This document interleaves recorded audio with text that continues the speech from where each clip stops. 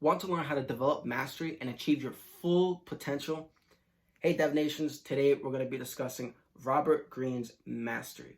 This book is all about how an everyday person can go from not knowing anything to becoming a true master in their field with the right consistency, patience, and mastery. So we start off by discussing life's tasks. Robert Greene says life's task is what you are meant to accomplish in the time that you have to live. We all have a limited amount of time in the day, limited amount of resources, so better understanding our life's tasks will help us stay focused on the goals we want and need to accomplish to achieve our life's tasks. He even shares with us how one might approach this. I'll even share with you an example. One can think about their childhood. What were things that you were just, for some reason, just naturally attracted to without any sort of incentive? You just always found yourself drawn to that specific topic or idea or industry, right? You want to go ahead and double down on that. I know as we transform into adults, sometimes we lose that, but Robert Greene says we want to go back and find those things that we were always really into, really interested in, and we're always playing with as kids, and incorporate that into our adult life to better understand and to better achieve our life's tasks. Then he talks about the importance of the apprenticeship and sort of that mentor-mentee relationship. This actually saves time for both sides. The mentor, of course, is a professional in their industry, in their field, and so will help the mentee save a lot of time trying to find and accumulate all these different resources and learn. Whereas the mentee will save the mentor time by doing all these extra tasks that the mentor already knows how to do, whereas the mentee is, for them, it's a learning experience, right? Like taking notes or translating notes, whatever it might be, those more menial tasks. For the mentee, it's a new learning opportunity. So it saves the mentor a lot of time. Plus, the mentor also learns to communicate in a different way and learns to teach, which is, of course, important because a true master, once they achieve that true mastery, sometimes they forget how to explain things in a level for more common everyday people who aren't in that industry to actually understand. So, that's important for both sides.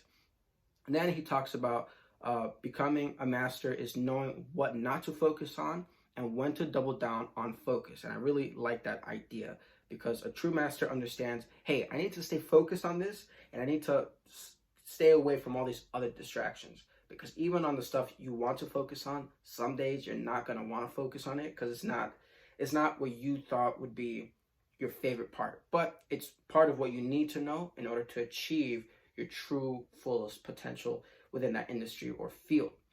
He also discusses you want to be like a child where you absorb and observe as much as possible, but you also stay open-minded to all these ideas that you observe. Once we become masters in our fields, it's good, yet there's a disadvantage of sometimes we can get complacent in our mastery. We sort of view things as we are superior to an idea, or we're not open to observing and not observing that necessarily, but absorbing that new idea. Instead, we sort of deny it. We sort of push it away like, oh, no, that's not the way it's supposed to work, but that's how it worked, right? So when we become masters, and even from, apprenticeship all the way through mastery, it's important to stay like a child, be playful, stay observing, and always be open-minded. Then he discusses, Robert Greene, the importance of social intelligence, and he describes it as the ability to see people in the most realistic light possible. He shares with us several different social intelligence pitfalls, as well as social intelligence concepts we can take away to sort of save ourselves time and energy, because that's time and energy we can use to acquire new skills and to acquire a new mindset, save ourselves time, because that's really our most limited asset. So navigating smoothly through the social environment will help you save both time and energy to then continue learning and acquire your new skills or your current skills. Then he talks about the dimensional mind. The dimensional mind is all about transforming what you've taken this last 7, 10, 20 years digesting and learning and creating it into something new. So you go from consuming to creating. And he shares several different ways on exercising our own creative mind, because it's like a muscle, And so he shares several different ways. Let me see if I can find a couple here on developing a more creative mind. Internalize the details, transform yourself through practice, and that's the fingertip feel, widen your vision. I really enjoyed that one because it's all about perspective and then making connections and being open-minded to connections. He also talks about connect to your environment and play to your strengths. So those are just some of the concepts he discusses to maintain your creative mastery in your industry. So overall, this is a great book for anybody looking to become a master in their field, just from starting off, not knowing anything in the field they want to achieve in life, to becoming a full master, as well as for anybody who is currently a master looking to become a mentor for someone or a role model for someone else as well.